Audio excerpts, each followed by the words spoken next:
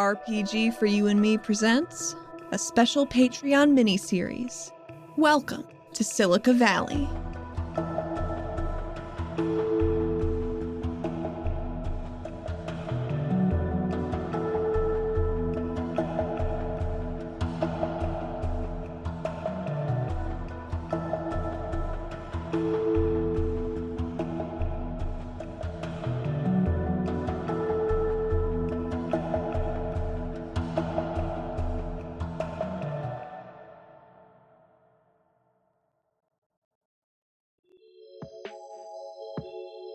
What was that?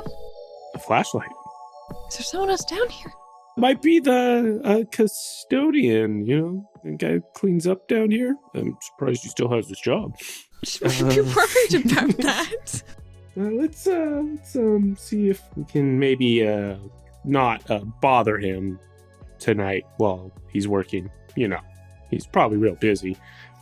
I'm just wondering why... we found a lot of really cool stuff, and obviously I'm all for this trip, but I didn't see why AlariCorp would have pegged this place as a viable search area. I haven't really spotted what I think... I don't know. I thought there'd be something more. Yeah, I was just wondering what you were... you're kind of vague on what you were looking for, per se. And we got that one floor left underneath. Well, I don't know. Sometimes, you can't verify a spot. I don't think they actually came in, but it was a place of interest, so I want to see why. I don't think it was this fake mustache, though it is very good. I like it. And as you guys are talking, this light continues occasionally spiraling back. It's always in the same spot. It always just kind of flickers and then disappears again. Mm-hmm. I'd like to try and see if I can spot the source. Yeah, can we be stealthy? Yeah, sneak up, see what we can see. Yeah, go ahead and roll me a notice. The most rolled thing this entire session, as is customary. Not for me. Got a 3. I'm going to spend a penny because you gave me so many. That's better. I got a 10. A 10. Success with a raise. Set from where you guys are in the store, you can tell that the tempo of the light is pretty steady, and it's a small enough beam that it's probably not a flashlight. It looks like it's coming from deeper within the mall, like it's bouncing up the corridor off of something reflective. Okay, yeah, I'll relay that. Oh, actually, now that I think about it, it's kind of hitting more of like a mechanical tempo. I don't think it's actually a flashlight. Huh. Well, what would still be working down here? It's been buried for so long. Yeah, I don't know. Maybe something that turns on when people are around. Movement is going on. There might be some more Surlaps riding around down there. I wonder if anything's solar powered here. It's buried unless some of it on top isn't. I don't know. Mm-hmm. Yeah, let's we can continue forward and see what's down that way. So as you guys begin to push to the lowest depths of the mall, you reach a staircase. Portions of it are separated into individual sets of stairs with railings of torn rubber. The stairs themselves appear slotted and vanish into the floor itself, like water into a wave. It appears that there were probably many additional shop fronts lining this section's walls, but small collapses have caved them in, piled in rock and sand. Set, you notice that the light that had been glinting up is reverberating off of, looks like a piece of smashed glass, maybe like a mirror fragment at the end of this hallway, at the top of yet another set of stairs. And as you guys get down to this set of stairs, you can round the corner a little bit and you encounter the first natural light that you've seen since being down here. A ray of sunlight cuts through all the darkness, shining down like a beacon onto a golden statue that radiates rainbow-hued lights like a disco ball. Occasionally, a small drift of sand streams down from above, causing the light to flicker and pulse against the shadowed backdrop, and you notice that is most likely what is causing the fluctuation. The area is wide and circular, and the statue is poised in the center. It sits atop a pedestal surrounded by a rim of stone several feet off the ground. And the statue itself is of a stately-looking Ignean Karnak that has a large frill starting on his back and running down to his tail. The frill is adorned with small crystalline bits that shimmer like winking stars. He's dressed in fine robes that split at the back to make room for his frill, and bound at the waist like a tunic, with a strand cast over his arm like a toga. And he has one ring-adorned hand held up in what could either be a wave or a benediction. In that stone basin beneath the statue, you see one or two of those rodent heads pop up briefly before popping back down. But yeah, Is there a placard down there? what kind of placard? Something that would it would have at the foot of a statue, there'll be like a placard that says what this statue is. Or Oh who this yeah, is. there definitely would be something like that, but I don't think he can make it out from here. Oh, definitely not. It seems like I am tempted to sate my curiosity. I'm not here to tell you what to do. Oh, I know you're definitely not. I want to know, but I am going to throw caution to the wind. I'm going to continue forward and see if I could figure out what's going on with this statue. Okay.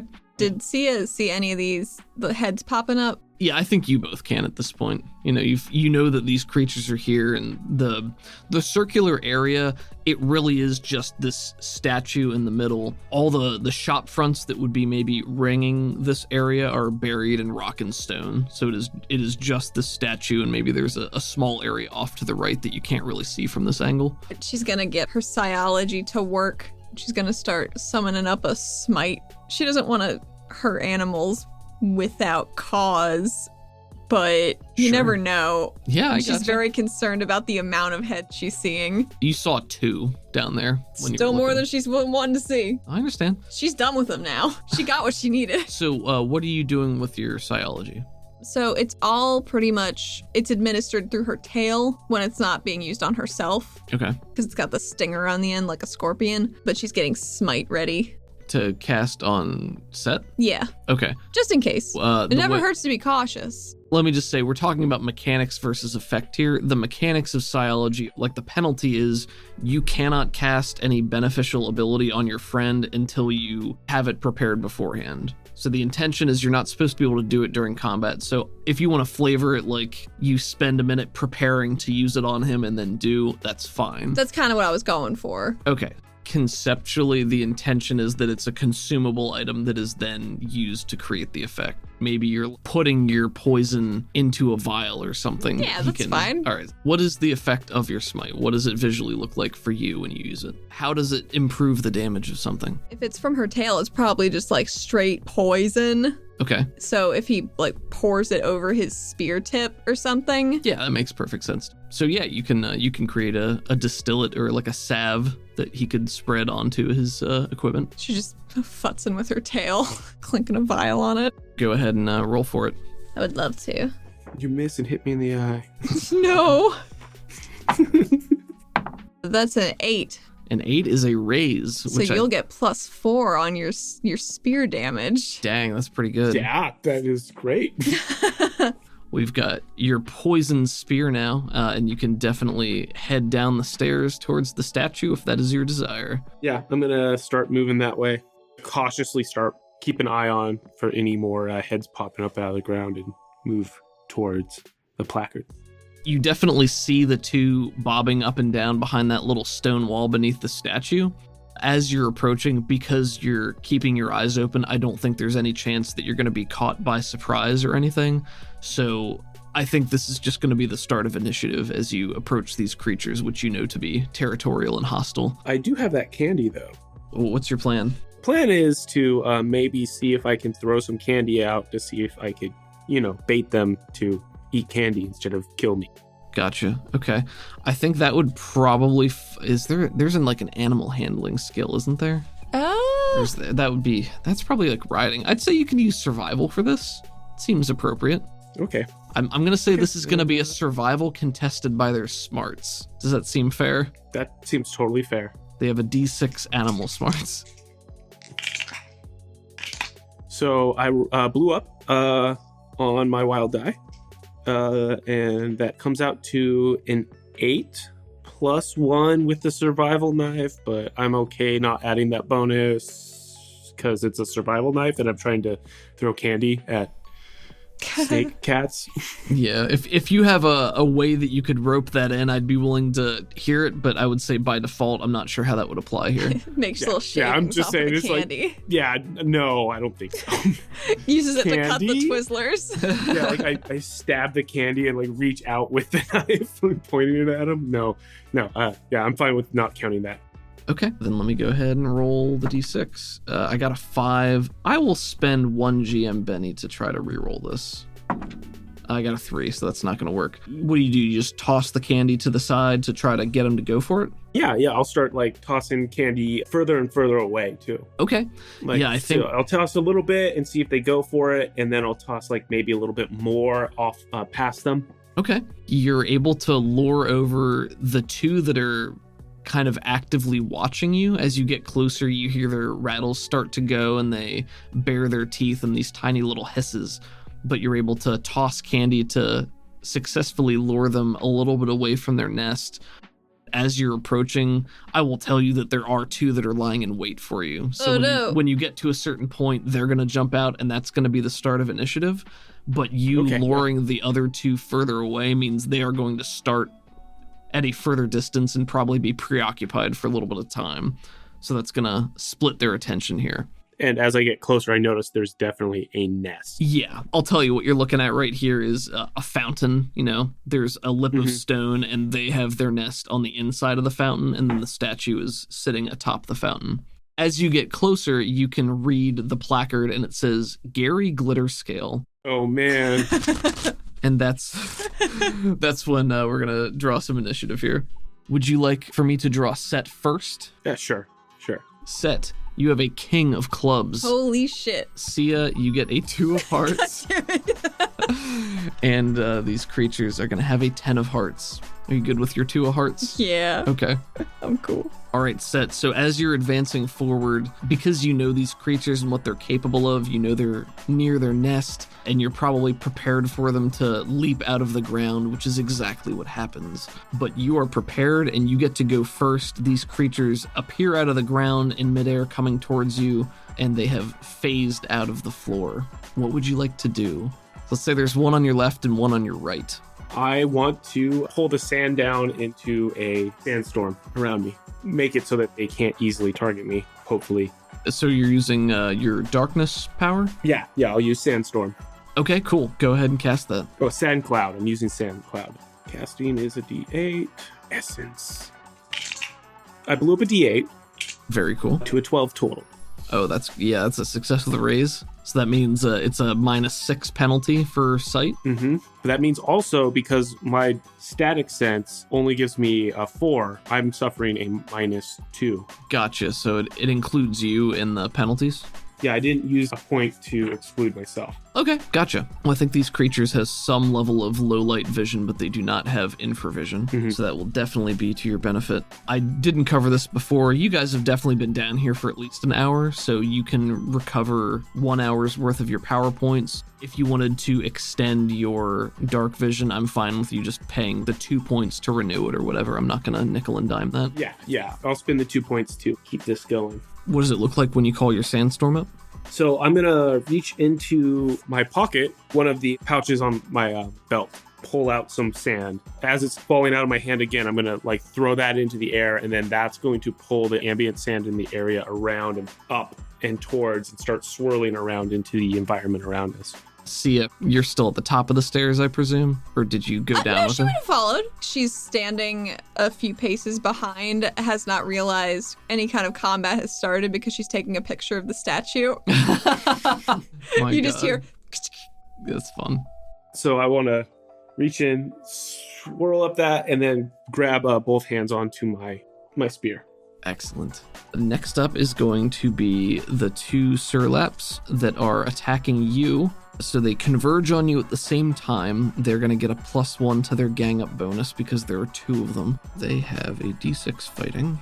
D6 number 1 +1 is it's a 1 + a 1 is a 2, so that's a fail. The other one is a 3 + a 1, which is a 4. What's your parry? My parry with my spear wielded the way it is a 6. Okay, so they do not hit you well enough to have anything happen here. And you're -6 included, of course. Oh, yeah. Down to a -4 on theirs. So you pull up the sandstorm as they're diving to you, and it just sweeps through them, and they find that they're in the middle of this darkness with no idea where anything is, and you can feel them shifting and slithering around you and making this high-pitched squeaking noise that's part snarl, part hiss. And you can feel them moving around you, but nothing lands. And that is their turn. And I think you know for sure that several of them chase the candy. So there's 2 that went after the candy and 2 that are on you right now. Well done. Sia, it's your turn. I would like to use my adventure card. Oh boy. What's your adventure card? My adventure card is Get Savage. Your character gains the benefit of any one edge, regardless of requirements for the rest of this encounter. Holy shit. The text is, I have no idea how I did that. That's a great card. Any one edge, not even a combat edge. Yeah, well, any one it's an edge. encounter, but yeah. Okay, cool. What do you want? I want Beastmaster. What? The fuck out of here. Okay, read it. Animals take to your hero quickly and easily. They won't attack him unless he attacks them first or if they're enraged for some reason.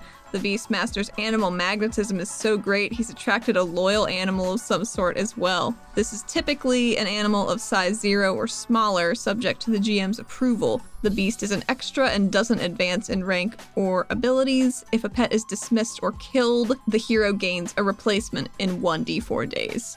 Okay, you can have Beastmaster. What do you want to do with that? Yes, I want one of the friendly ones. It was eating candy to fight for us or convince its friends that we're chill. Do you think it's the one you stabbed with the syringe? It's like, she's weird, but she's cool. I don't think you're going to convince it to fight its own fellows. I'm just going to break them out into a separate initiative turn then. I mean, they can go on my turn if it's easier. That's true. You're trying to have him stop his friends from hurting you guys. Yeah, peacekeeping. Okay. Then it's going to be that creature rolling against the other ones. Yeah. So do you want to roll its spirit against Yes, I their do. smarts maybe? What's its spirit? Oh geez. Let me find out. This is one of the dumbest things I've ever done in Savage That's a World. D6 spirit against a D6 smarts. Okay. Oh, but he's an extra, so he doesn't get a wild die. Correct. I rolled a 4. Two. You rolled a 2. Does he have any bennies? He wouldn't. He's an extra. He's an extra now. If you want to spend your Benny, I'll allow that as part of this adventure card. I would like to Even do though that. normally you Yep. can't do that without that other edge. Common bond. Or, Well, there's or that beast one. bond. Beast bond as well, yeah. Okay. Come on, little buddy. 4. I also got a 4, so I think that's a success. And I think what that means is, well, you tell me, how do you form this bond with the one that you skewered earlier? She sees the ones that are advancing, and she sees the one because she recognized it had some mange on its face. And she's like, you! Points at it. And it's like, me? Remembered that, like, she didn't harm it unduly. It was a prick. Wasn't great, but didn't, like, grab it or anything. Didn't trap it. Let it go about its business. And maybe it doesn't want to get jabbed again. Okay, so it's one of the 2 that are on set right now. I don't know. I don't know where it would have been. I'm gonna say it can't be one of those because they're covered in the sand cloud. Okay, well, we already know this guy has a taste for candy. Right, So probably the distracted candy. Yeah, how one. about it's one of the candy ones? And so he's over there eating candy and looks over at you and sees you and does one of those like meerkat head turns and then looks to its fellow who's also eating candy with it and makes like a couple of and then they start chirping at each other and keep eating candy. I did it. Excellent. I don't think that counts as your turn though, does it? doesn't.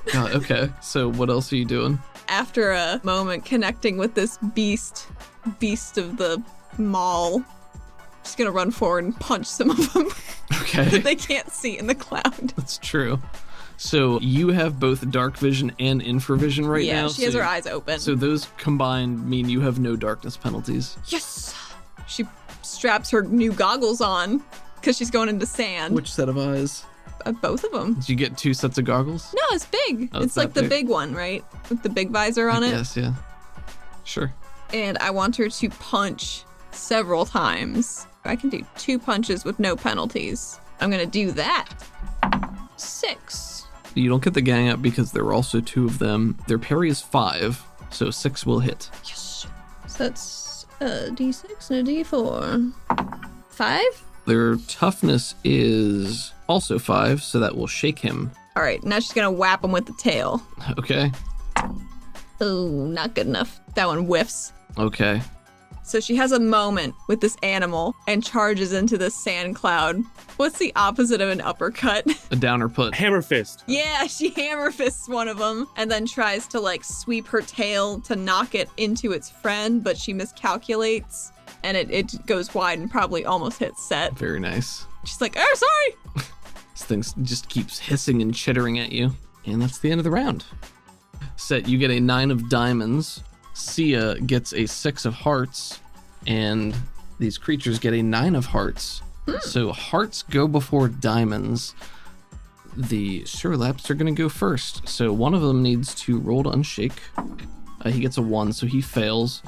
The other one, it sees you as the threat because you ran in and started attacking its friend. So it's going to dive onto the other side of Set, but it's going for you. Okay, And I'm going to make a wild attack. go for it. So you're threatening its home. D6 fighting with a +2. It's a 1. That's bad. I'm going to Benny that. I'll spend my second GM Benny here.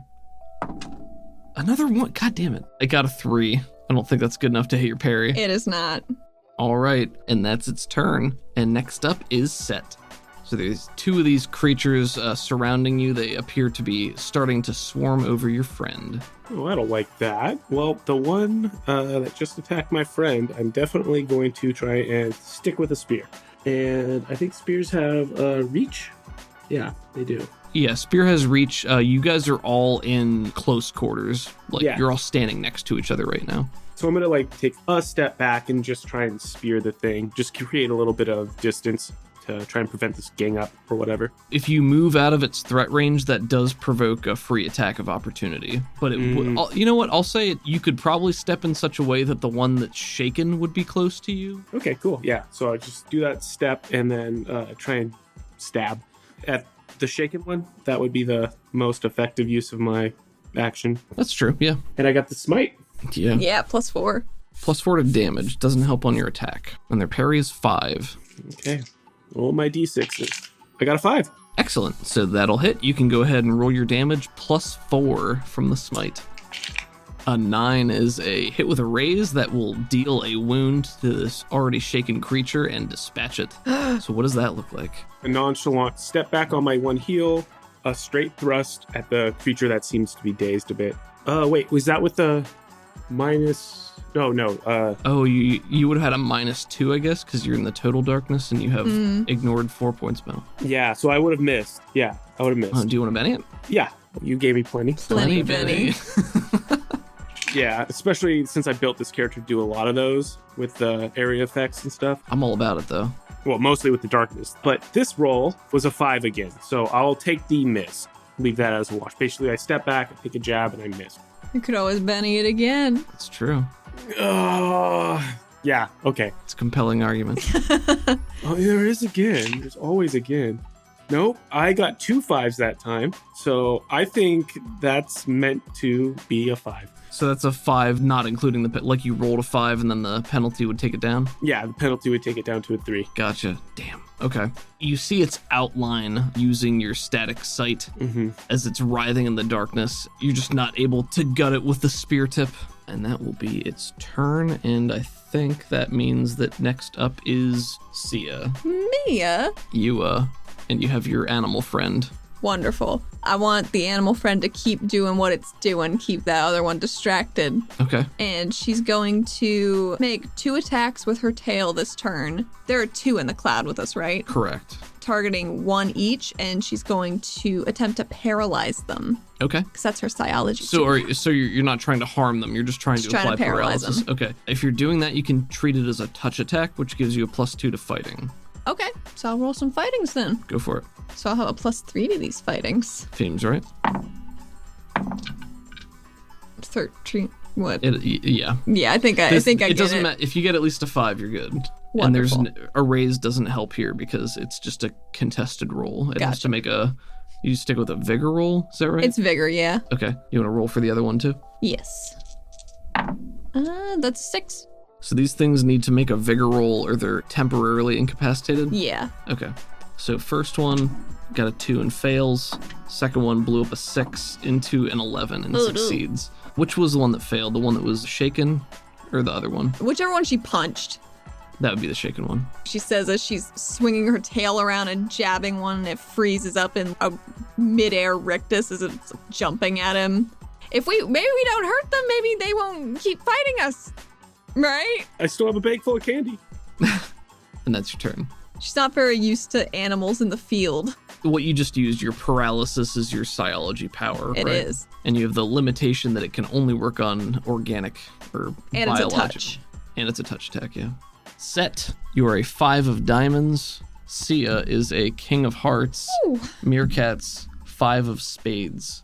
Do you want to stick with your card, or would you like to Benny it? I'll stick with it. 5 of diamonds. Okay. Then Sia is up first. She's gonna try and paralyze that one again, but both attacks right at it instead. Okay. Here we go. It's 8. And it fails its vigor roll. Yes. So it's temporarily twitching on the ground. Wonderful. So she's just standing there, and she manages to get a hit in its center mass, even though it's so tiny, and her tail's really beefy. Well, it's dropped. They're dropped. We're fine. And she backs up a little bit. All right, that's your turn. Both of these Sherlaps are incapacitated, and they get to make a vigor roll on each of their turns to break out of it. So, and they both fail. Whew. So you watch both of them through the cloud of sand, just lying still like statues on the ground, and the other two still just hissing and chirping at each other, eating candy. Maybe her animal friend can help convince, hey, they're cool. They didn't kill you. Be chill. I think it's doing that right now. Yeah, it's doing its best. That's their turn, and it is Set's turn. I'm going to just dump candy on top of both of them. Bury them in candy. That's great. Yeah, I mean, you can do that as your item interaction. You can definitely dump candy all over them. That's not a problem. It's a drop action. That's a free action, right? Yeah, absolutely. It's a beautiful thing. Yeah. Is there anything else that you want to do aside from coating them in candy? I want to drop I'm going to take the whole bag of candy and just drop it on both of them and then move up to the statue itself. Start trying to check it. See if there's anything that stands out. Okay, go ahead and make me a notice roll. Ooh, I'm going to Benny that. It was worse. Okay, I don't notice anything. You get up there, and as you're looking at the statue, you can tell it looks golden from far away, but as you're up close, you can see that some of the sheen has worn away, so it's probably just more of a worn brass or something like that. But he has just a very congenial expression on his face, and the light ripples off of the crystalline shards embedded in his frill, and you only see that placard that says Gary Glitterscale. All right. So next round, I mean, I feel like with a combination of everything you guys have done, you've successfully diffused the situation. Dumping a bag of candy directly, burying them in candies is pretty cool. I think that's fun. I'm imagining that gif of that ferret that's on the stairs that gets a bunch of balls dumped down the stairs from behind it, and it's just standing there wow. I don't think I've seen that. It's very cute. It sounds cute. I've also seen that in his very, very so cute. You guys came up with a fun solution for that. So yeah, combat can end here. Your two meerkat snake buddies over in the corner still snorting down some candy. What do you want to do with the two that are incapacitated and in piles of candy? Are you just going to leave them where they are? Yeah. She doesn't want to Hopefully touch the them. candy wins them over. Hey, watch the candy pile for me. Yeah, I can do that. She steps back decidedly. And then I'm going to let the sand cloud drop. Okay, very cool. Given how this shook out, you're good on that. So everything falls. The Sherlaps will eventually shake out of their poison coma, but it'll probably take them a little bit of time. So they'll be kind of passive as you're here. They don't want to be near you, but given that you didn't maim them, I think they'll go over with the others and eat from that separate pile of candy for a little bit. Nice. I did drop off a bunch of candy right into their nest, too. I just, Oh, there you go. Oh, As that's an right. It was in the offering. nest. Yeah. I'm sure they'll be excited about that when they don't have to be right next to you. Be a nice going away present. Yeah. Sia salutes off of her forehead at them as they walk away. Her friend nods. Encounter over. Winks at you. As things spool down, Set, you take a little bit of time and you're looking over the statue. And maybe 30 seconds to a minute after things settle down, you hear sort of a rushing of air, followed by small wubs in the air. And there's a little mini drone that floats down from somewhere above in the cavern. And it's got a little mini spotlight on it that it puts down on you guys. There's a robotic voice that comes out, and it says, "Greetings, pilgrims. Do you follow the glittering path?" What the fuck? It's specifically looking at Set right now. Yeah. Oh, can I make a common knowledge roll before I say yes? Absolutely, yeah, go ahead. This would be a common knowledge at, I'll say -4. Okay, It cool. probably should be higher, but I'll stick with -4. That's fine. Yeah. My D4, I think it will handle it. It could blow up, man. It did. To a 5. So, -4. That puts me at a 1. Damn. Yeah, you're not quite sure what it's talking about. So, yes. I'm following it now. "I'm delighted to hear this. Behold, the Diamondback himself. And then it shines the light at the statue in front of you. If you are here to disengage one of the locks on your mechanism, you may find the kiosk behind you." And then it turns and shines the light over into that little pocket area that has not been completely covered in sand and rocks. Start making my way towards it. Behind it, there's a little kiosk that has a cartoon version of Gary Glitterscale, who's up on the statue there. And there's a map that looks like it could be of the region. And there's some script at the top that says The Glittering Path, The Glitterscale Tour. And then there is, it kind of looks like a post office box with a lot of those little empty cubby holes. And they're all completely empty. And then there's a little stand next to it that is just a piece of metal sticking straight up into the air, and at the top of it, it looks like there's a key that's poking out. It's like a fixture with a key on it. The key is one solid piece of metal. Like the metal is fixed to the floor, and it pokes straight up, and at the very top of the tip, which is probably about shoulder level with you, it turns into this little key mechanism. The floating robot says, "Present your crypto tube." Crypto tube. "Yes, your crypto tube. You said you follow the glittering path. Oh, I just started. Then where is your crypto tube?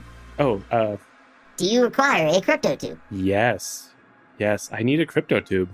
"Ah, so you have not started the glittering path." I didn't know that. Yeah, no, I'm curious. I want to start the glittering path.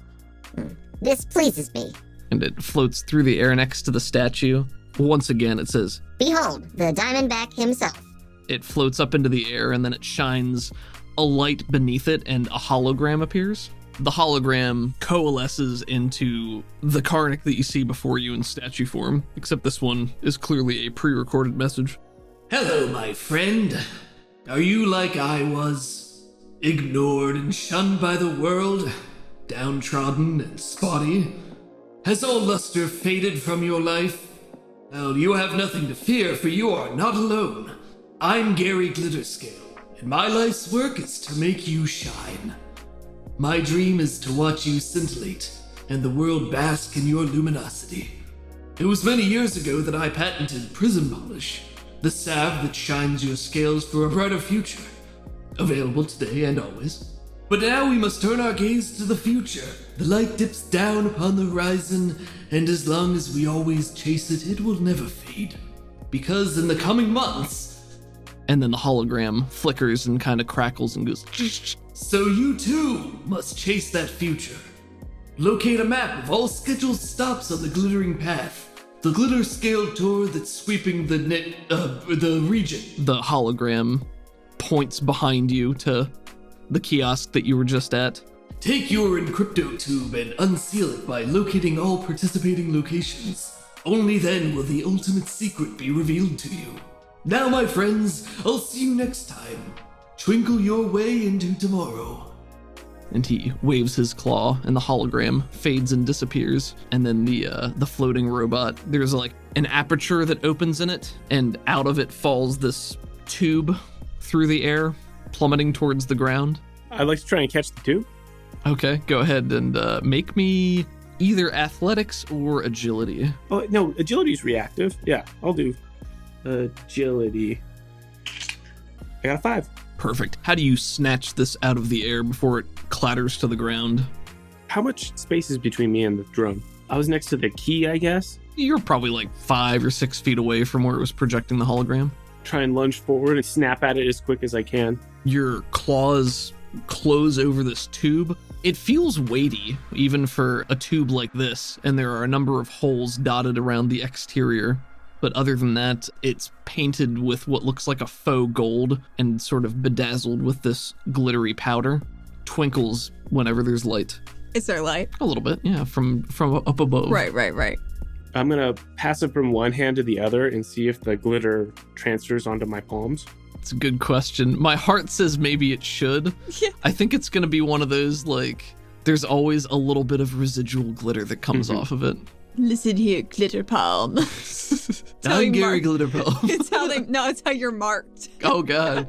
Show me your shiny hands. Do you follow the glittering way? May I see your palms? Never comes off. Then, yeah, I'm going to grab the crypto tube and go over to the key and just see if I can get to fit on there right. Yeah, I think it takes you a couple of tries to find the right one. Maybe this one's sort of a corkscrew shape, but you can put the crypto tube onto it and turn it, and there's a satisfying click. Sia looks enchanted this whole time. She doesn't know what's going on, but she loves every second of it. The robot that's still floating unobtrusively above says, Congratulations on starting your way on the glittering path. Oh, thank you. You have not started the glittering path. Oh, Would you like to start the glittering path? No, we got the one. This saddens me. Oh, no, give me one. I want to start. Behold, the Diamondback himself. God damn it. plays the entire recording again. There's no way to fast forward or speed through it. This time, though, when the aperture opens, nothing falls out. Shakes her head a little ruefully. Collect your crypto tube. Oh, got it. Thank you. This pleases me. This fucking robot. Listen, it's not programmed for anything more. I don't know what you want from me. Can I take the map down? Is it like in a pamphlet? You can definitely take a pamphlet, yeah. The bigger map was probably similar to the mall kiosk one that just showed where it was, but yeah, I think there can be some tinier ones that were made out of sturdy enough material to survive the test of time. A polymer, laminated. They really went all out on the pamphlets. Nice. Mm-hmm. Given what you know about the region, I don't know if you've ever seen like an aerial map, but you could probably infer that it has one of those things like you are here and points to the dot, and you can see that there are other Does it dots. have a dashed line between them? Yeah, I think there is a dashed line that goes between all of them. It's not like a line that leads further and further away. It looks like they're all in the general vicinity of the region, so it's kind of circular, but there doesn't appear to be any kind of pattern to it. Just a couple of different dots with locations that are not labeled in any way. I think I've probably seen maps before. I mean, I've scoured through things before, so. And I saw the mall map and I decoded that. That's true. I mean, she definitely looked at a map of the area before she made her trip, so maybe she can figure out a little bit of something once they have some time to sit down and look at stuff. Probably. Make some rolls, see what you can suss out. And the robot just says again, Congratulations on starting your way on the glittering path. Thank you. Unlock the crypto tube to discover the ultimate secret. What do you think the secret is? She gets her nose like real close, like real close looking in. Oh, did you say, what do you think the secret is, or do you think the secret is? Well, I said what, but either or. I didn't hear the what part. I just heard, do you think the secret is? And I was waiting for like a dramatic pause and a proposal. dramatic pause. I have no idea. I'm going to find out. This pleases me. Pleases me too. I mean, this is a good enough way for us to check out more of the fauna of the area that you're interested in. That sounds good to me. I mean, maybe that's what they were looking into. This glittering path. Following it sounds pretty cool to me.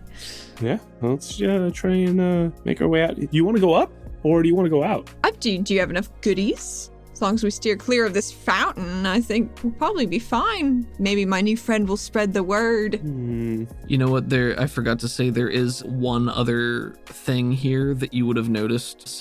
There's a display over by the map with the product Prism Polish, and it's like in a small circular tub. Oh yeah, I'm definitely gonna try that. I need to know what this is. You unscrew it, it looks like it's some sort of coating, maybe an oil. It's thick, but you spread it and it has that same sort of glitter worked into it. I'm gonna smell it and then like dab my tongue with it just a little bit. You smell it. It definitely smells chemically. Mm-hmm. Like it has chemicals. If you taste it, it doesn't taste very good. It's sort of a stingy bite. Oh. It doesn't taste good. Sia's standing there with a thumb on her chin watching you lick this thing you just found. Yeah, I mean, you guys had Slapples, so It's true. this is no Slapple. Oh man, I'm gonna try and eat the Slapple if I have an extra piece of Slapple left. You can grab some from the candy pile. Yeah.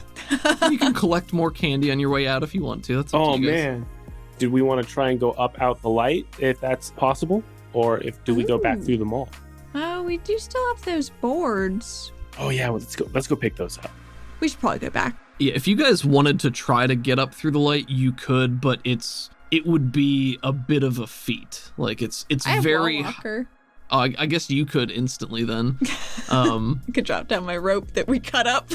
If you guys wanted to take that route, you definitely could. It's up to you. Okay, so you guys are heading back up the way you came to collect all of your goodies on the way out. Is that about right? I think so, unless there's anything else that catches our eyes and we just grab and describe at a later time. Sure. So you've got delicious sodas. Do you get more candy to replace the stuff that you dumped for the meerkat snakes? Absolutely. So you guys are heading back up the way you came towards the entrance, right? Yes. We'll stop and get just a little bit more candy. I don't want to overload myself at this point. The reason I had as much candy as I did was mostly because in case those creatures came forward. You've got your Santa sack of delicious treats and other items. You're able to make your way up out of the subterranean mall without any further incidents. As you exit the cavern back into the desert air, you note that the light has shifted and it's far darker than it was earlier. The wind is picking up and you can see a whirling sandstorm blowing its way in this direction. And there is a warbling in the air around you, almost a vibration that rattles your bones. Approaching from your right, which is the opposite direction of the sandstorm, is an enormous beetle the size of several trucks. Huh. It is a floating tank with a glimmering carapace. Its shell curls upward, creating a scoop-like frill, the underside of which glows and throws off more energy, keeping it aloft. And there is a rider standing atop the beetle's head, staring down at you. A hulking figure dressed in the matching beetle armor, clenching a metal staff in one hand, and his amplified voice washes over you as you appear from the cavern. Greetings, thieves, tomb plunderers, and/or scavengers. I am the custodian, caretaker of blasphemous trash, entrusted with ensuring it remains in the garbage heap from whence it came. Desist in your looting and place your tainted gains upon the ground immediately, or I will be forced to dispose of you as refuse as well.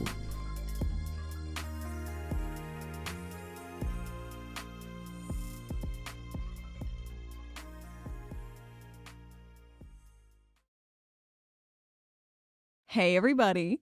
Thank you so much for tuning into this episode of Silica Valley with us. First off, big thank you to Chase Absher, because without Chase, y'all, Silica Valley would not exist, and I'm so grateful for it every damn day. Thank you also to Valentine, Ezra, Nakota, Jackie, Jade, and Paxton.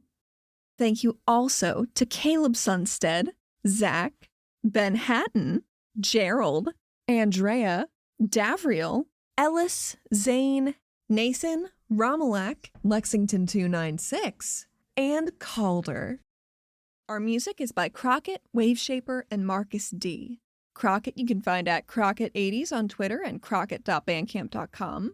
Waveshaper is at waveshaper_SWE on Twitter and at waveshaper1.bandcamp.com. And Marcus D, of course, heavily featured in this episode. You can find at marcusd.net and at marcusd on Twitter. Thanks to the creators of Savage Worlds, the Pinnacle Entertainment Group. You can find them and their products online at peginc.com.